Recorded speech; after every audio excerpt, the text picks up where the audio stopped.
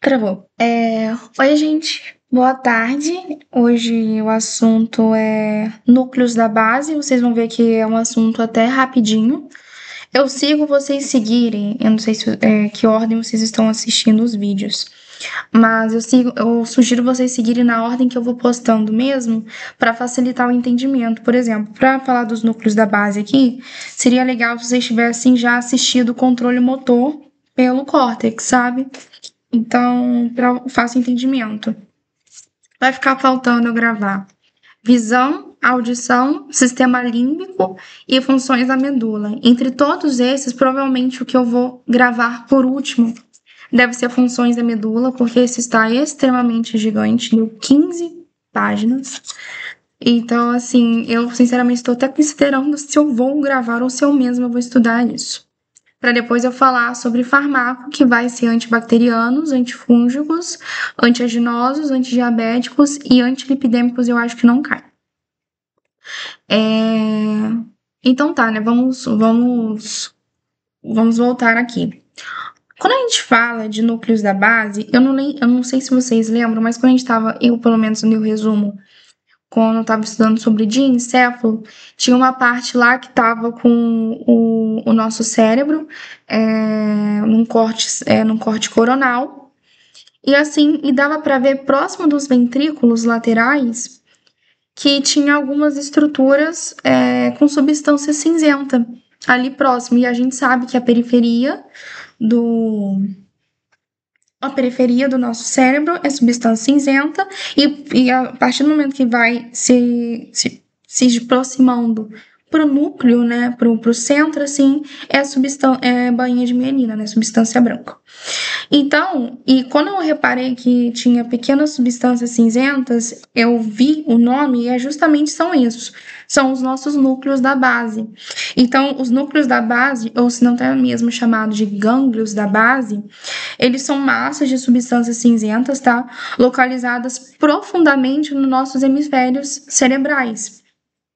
E eles estão, quando eu falei que eles estão próximos ao redor dos ventrículos laterais, é que eles são localizados ao redor do tálamo em si, sabe?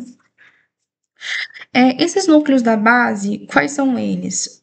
Núcleo caudado, putamen, só que se eu não me engano o nome dele é núcleo caudado putamen, eu não lembro agora direito, mas eu só anotei como putamen. Núcleo caudado, putamen, globo pálido, substância negra e o núcleo subtalâmico. Substância negra até conhecida pra gente porque caiu, era uma questão de prova, então a gente vai entender melhor sobre elas. Então, são 5 núcleos da base que a gente tem, tá? Esses núcleos da base, novamente, estão localizados próximos ao tálamo e são substância cinzenta. Esses núcleos, eles não vão iniciar os movimentos. Você vai ver que a maioria das nossas estruturas cerebrais, eu pelo menos acho, a maioria tem as funções totalmente, assim, parecidas, né? Estes aqui, eles não vão iniciar o movimento, mas eles vão planejar, eles vão modular, vão controlar a execução dos nossos movimentos voluntários, sabe? Então, assim, vai ter alguns núcleos específicos que eu vou dizer, mas não tá escrito aqui, mas dá pra você entender melhor. Que é no caso de, como é que fala? Coordenação fina, coordenação motora fina, né? Então, assim, o ato de eu estar com o lápis escrevendo, tem outras estruturas do meu cérebro trabalhando, né? Mas os núcleos caudados vão estar trabalhando justamente nessa minha coordenação desse meu movimento voluntário, sabe? Então, seria isso. Então, eles não iniciam os movimentos, mas eles planejam, eles modulam para você executar os movimentos voluntários de forma, vamos dizer assim, mais precisa. Essas estruturas, elas vão funcionar em conjunto com o nosso córtex motor, tá? E o nosso cerebelo. Lembrando que a função principal do cerebelo é o equilíbrio do teu corpo, né?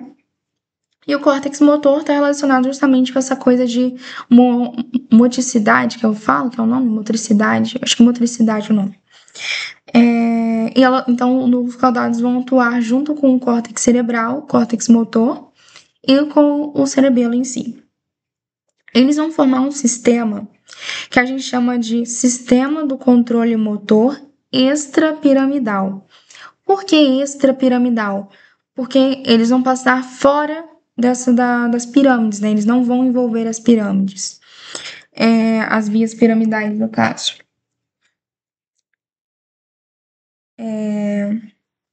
Que mais? Calma aí. Voltou. Tá. Quais são as funções do núcleo da base?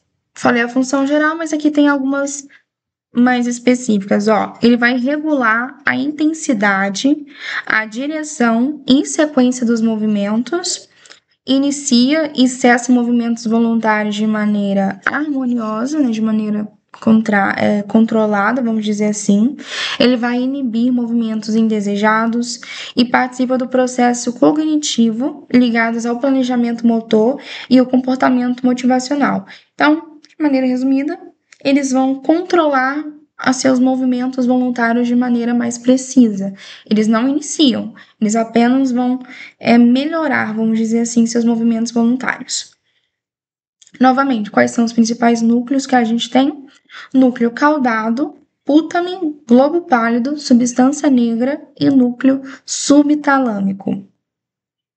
Agora eu vou falar as características de cada um. Vocês vão ver que vai ter uma hora aqui que vai envolver até um pouco de prática clínica, porque se a gente está falando sobre motricidade, nossa forma de se mexer e tudo mais, concorda que se algum desses núcleos forem lesionados, até meio parecido com os núcleos que a gente viu do cerebelo, sabe?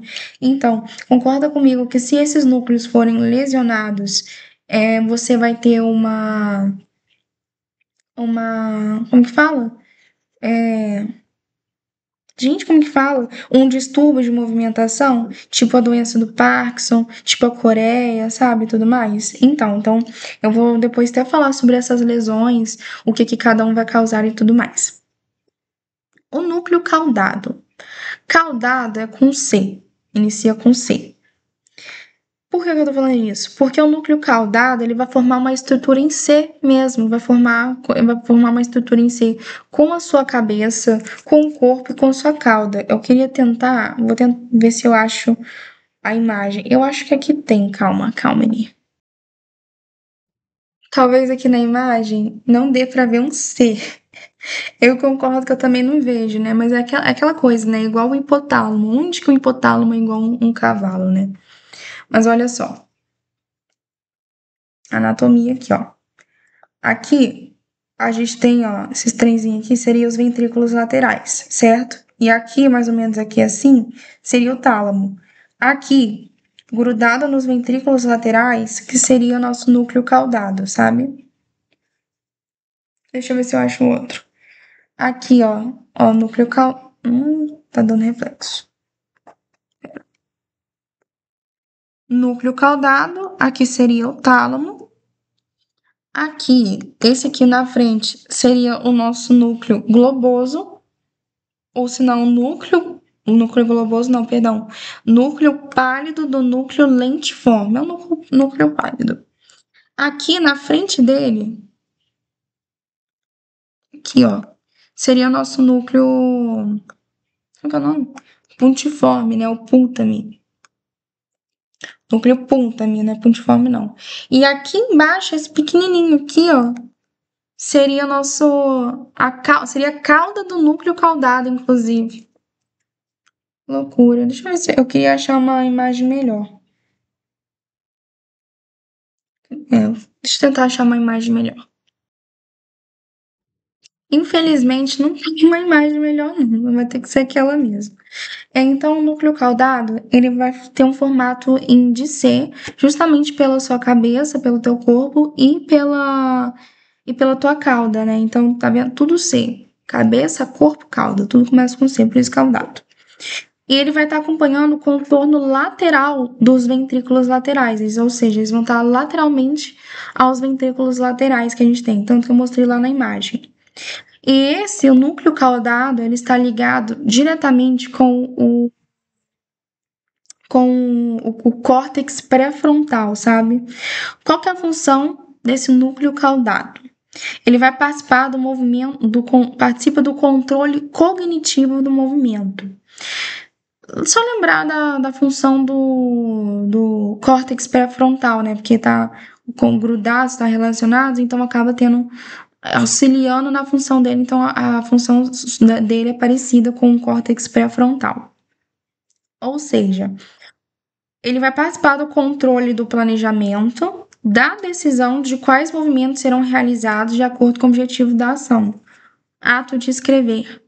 Esse ato de escrever, essa coisa precisa, até mesmo o ato de suturar, que é algo realmente preciso, motricidade fina, assim, ele que vai estar meio que controlando, ele que vai estar planejando nossa decisão, por exemplo, de fazer a sutura simples, que eu tenho que fazer de um lado para o outro. Sabe mais ou menos isso. Então, vai estar melhorando nossos movimentos. Participa do controle do planejamento e da decisão de quais movimentos serão realizados. O núcleo putamen, aquele que está lateralmente ao globo pálido, vou mostrar a foto de novo. Apesar da foto ser bem ruinzinha, né? Mas é legalzinho para a gente entender. O núcleo putamen, aí esse primeiro aqui, ó. E aqui seria o globo pálido. Tanto que o globo pálido, vocês estão vendo que tem duas partes dele? Então, uma é externa e a outra é interna. Na verdade, era para ter mais uma parte aqui, que aqui seria ele e aqui seria interna e externa. Enfim, o putamen, ele está localizado, então, lateralmente ao globo pálido. O globo pálido, ele entenda que vai ser mais medial e o núcleo putamen, ele seria mais lateral, sabe? Ele vai atuar com o núcleo caudado na execução dos movimentos, tá? Então, ele é responsável por automatizar e coordenar movimentos aprendidos, como andar, escrever, tocar um instrumento ou digitar. Ele está relacionado, ele vai trabalhar em conjunto com o núcleo caudado. Enquanto o núcleo caudado, ele vai planejar e coordenar os movimentos, a decisão dos nossos movimentos e tudo mais, o putamen, ele já vai coordenar os movimentos que a gente já sabe fazer. Tocar um instrumento, escrever, digitar, andar e etc. Agora, o globo pálido. O globo pálido, ele vai estar localizado medialmente, né, ao núcleo putamen. E ele é dividido em duas partes, que é o núcleo pálido interno e o núcleo pálido externo. Ana Clara, é importante saber a função deles? Yes, que eu vou falar aqui agora. Olha só, a gente pode chamar também de GPI, tá? GPI, globo pálido interno. GPE, globo pálido externo. O globo pálido interno, ele vai atuar na via direta. Ou seja, o que isso quer dizer? A via direta é o seguinte, a via direta, quando você... Deixa eu só falar, né, a função deles de uma vez. Qual que é a função do globo pálido? Seja ele tanto interno quanto ele o externo. Inibir ou liberar movimentos por meio de conexões inibitórias GABA-energéticas com o tálamo e o tronco encefálico. Ou seja, ou você vai inibir movimentos, ou senão você vai ter mais movimentos. Tanto que o globo pálido interno e externo eles vão estar relacionados justamente a isso que eu vou explicar. Por meio de conexões inibitórias. Que conexões inibitórias, chamadas também de GABA-energéticas, são essas? Através daquela neurotransmissor GABA. Que o GABA, lembra que eu havia falado no primeiro vídeo que ele era um inibitório? Então, que o glutamato era excitatório e o GABA, eu acho que o asparato era inibitório, então. Então, vai inibir ou vai liberar mais movimentos por meio dessas conexões inibitórias GABA-energéticas, que vai atuar junto com o tálamo e o tronco encefálico. O globo pálido interno atua na via direita.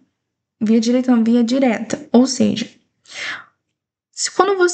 Quando inibe o núcleo globo pálido interno, nossa, por um minuto esqueci o nome dele. Quando você inibe ele, você vai ter menos inibição no tálamo. Ou seja, você vai ter mais movimentos. Se o tálamo ele está sendo menos inibido, mais movimentos você vai realizar. Agora, o globo pálido externo vai estar vai participar da via indireta. Vai participar da via indireta, ou seja, quando você inibe o globo pálido externo, esse núcleo subtalâmico, ele vai ficar mais ativo. Ele ficando mais ativo, você ativa o globo pálido interno. Se a gente inibe o globo pálido interno, gera mais movimentos. Se você Eu acho que eu falei certo. Se você inibe o globo pálido interno, você tem mais movimentos. Se você ativa o globo pálido externo, e a gente sabe que a função do globo pálido em geral, assim, é inibir ou liberar movimentos, aqui no caso você vai estar inibindo movimentos, isso vai inibir o tálamo, porque o globo pálido interno está ativado, então menos movimentos você vai ter. Deu para entender? Eu vou explicar melhor de novo, porque eu acho que eu me embolei na minha própria fala. Via direta. Inibiu o núcleo, o globo pálido interno. O tálamo vai ficar menos inibido, ou seja, o tálamo vai ficar mais ativo. Então, você vai gerar mais movimentos. Quando você inibe o núcleo globo pálido externo, você vai estar ativando mais o núcleo subtalâmico. Ativando o núcleo subtalâmico, você acaba inibindo, ou melhor, você acaba ativando o núcleo globo pálido interno. Primeiro você inibe o globo pálido externo. Isso ativa o núcleo subtalâmico, que acaba ativando o núcleo globo pálido interno. Ativou ele, o tálamo fica menos ativo, o tálamo é inibido. Se o tálamo está sendo inibido, menos movimento você vai ter.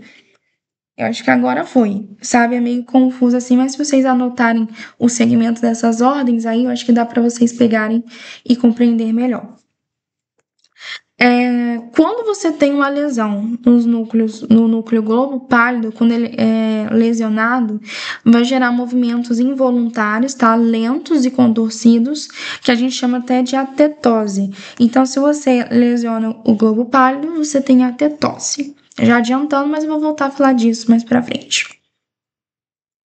Ai, que sede. Eu não arrumei água. Pois eu arrumo água. Substância negra. A substância negra que é conhecida pela gente, né, que a gente sabe, fica localizada lá no mesencéfalo, ela está relacionada com a produção de dopamina. Então, a substância negra, ela contém neurônios dopaminérgicos que vai produzir dopamina. Só que essa substância negra, ela é dividida em duas partes. Ela é dividida em PARS mesmo, PARS, PARS compacta, que é a principal produtora da dopamina, e a PARS reticulata, que vai atuar em circuitos de saída. Por que é importante eu saber esse negócio da dopamina, Ana Clara, e tudo mais? Porque a dopamina, gente, ela é importante porque ela vai modular a atividade do núcleo caudado e do núcleo putamen. Então, ela vai atuar em conjunto junto com esses dois núcleos. A gente sabe que o núcleo caudado, ele vai coordenar, planejar os nossos movimentos voluntários. E o putamen é responsável por automatizar aqueles movimentos que já estão aprendidos, né? Andar, andar, tocar, escrever, etc. Então, a dopamina, ela vai fazer que, vamos dizer, que com esses dois núcleos trabalhe melhor, sabe? Por isso a sua importância. Então, a dopamina modula a atividade do núcleo caudado e do putamen, equilibrando a sua excitação e a sua inibição. Quando você tem uma destruição da substância negra, vai ter uma degeneração da dopamina, então você vai ter a doença do Parkinson, né? Que é caracterizado pela rigidez muscular, o tremor, tem a cinesia também, que é a dificuldade de iniciar movimentos e tudo mais. Nossa, gente, eu tenho que pegar uma água, peraí. Ai, gente, acabei de receber uma notícia ótima. Que bom, que felicidade. Sabe como que Deus age em tudo, né? Enfim, vamos falar do núcleo subtalâmico. Ai, me deu até um gás pra estudar. O núcleo subtalâmico, ele tá localizado abaixo do tálamo, tá? E ele vai atuar como modulador excitatório, ou seja, ele vai atuar, se a gente sabe que o modulador inibitório é a GABAergético, modulador excitatório é o glutamato glumatérgico. Nossa, que nome. Foi, voltou. Me perdi. Ah, tá. Então ele vai atuar o núcleo subtalâmico, ele vai atuar no, no núcleo, no modulador, aliás, excitatório. Tanto que nem havia citado, né? Lembra quando eu falei que quando você inibe o GPE, no caso, o núcleo pálido externo, você vai estar ativando mais o núcleo subtalâmico? Então, não tem nada a ver isso. Só porque, tá, enfim, eu associei errado. Enfim, se você tem uma lesão onde fica localizado o núcleo subtalâmico, que fica abaixo justamente do tálamo, uma lesão nessa região vai causar hemibalismo, tá? Que é caracterizado por movimentos bruscos e amplos de um membro inteiro. Então, o ato, tipo, de você esticar assim com o braço, novamente fazendo assim, cara, as minhas banhas pulando. Justamente seria, acredito eu, que seria esse hemibalismo, né? Ah, olha só. Então, a função dos núcleos foi. Agora, existem dois circuitos principais que esses núcleos participam, que é o circuito do putamen, que é um circuito motor, e o circuito do caudado, que é um circuito cognitivo, sabe? Olha só, o circuito do putamen, ele é responsável pelos padrões complexos de atividade motora. O córtex motor, como é que funciona esse circuito? Primeiro passo que o córtex motor, ele vai enviar sinais excitatórios para o putamen, o núcleo putamen. O putamen, quando recebe esses sinais excitatórios, ele vai processar e vai enviar esses sinais para o nosso globo pálido. Para o nosso globo pálido e para a substância negra. A substância negra e o globo pálido, eles vão modular o tálamo. O tálamo, então, sendo modulado, vai retornar as informações para o córtex motor, refinando os movimentos. Então, novamente, o córtex motor envia sinais excitatórios, ou seja, quero mexer meus braços, que nem estou mexendo aqui agora. Mexer meus braços. Aí ele vai enviar esses sinais de mexer o braço, vamos dizer, o ato de eu estar passando batom. Que meu batom tá até acabando. O ato de eu estar passando batom assim, eu quero passar batom, para não sair, fazer tudo errado, passar batom pela minha cara inteira, seria algo mais preciso assim. Esse movimento excitatório, ele vai ser enviado para o núcleo, pro putamen. O putamen, ele vai processar esses sinais e vai enviar para o globo pálido e para a substância negra, que por sua vez vão modular o tálamo, e o tálamo vai enviar de novo essa mensagem para o córtex motor para refinar os meus movimentos. O ato de eu estar passando assim o batom corretamente. Sabe? Então, a função desse circuito putamen é ajustar a intensidade, a sequência e a fluidez dos movimentos. Dentro da minha boca. Agora, o circuito do caudado, que é aquele circuito cognitivo. O outro era motor, esse aqui mais cognitivo. O que acontece?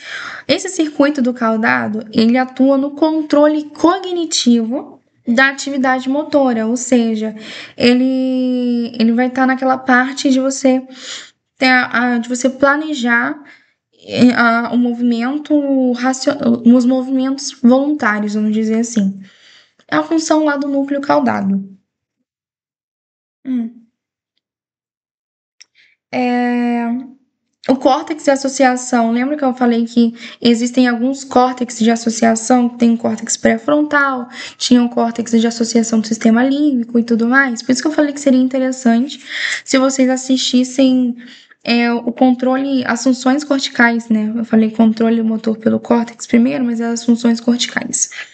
Primeiro, para a gente entender melhor sobre isso. Porque o córtex de associação pré-frontal está associado a esse circuito do caudado, porque ele envia comandos ao núcleo caudado que vai decidir como, quando o movimento deve acontecer. Ele envolve aprendizado motor e tomada de decisão. Quais são os neurotransmissores envolvidos? A gente tem a dopamina, que está lá na substância negra, que modula os movimentos, né, e favorece a execução de movimentos adequados.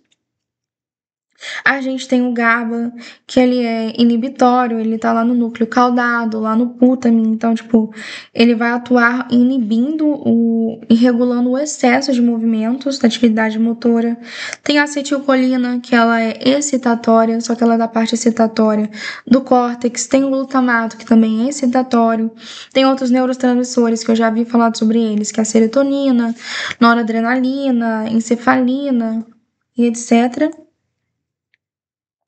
E por fim não, minto. Aqui uma coisa importante. Tem que ter um equilíbrio entre a dopamina e o equilíbrio entre o GABA, né? A dopamina é excitante e o GABA é inibitório.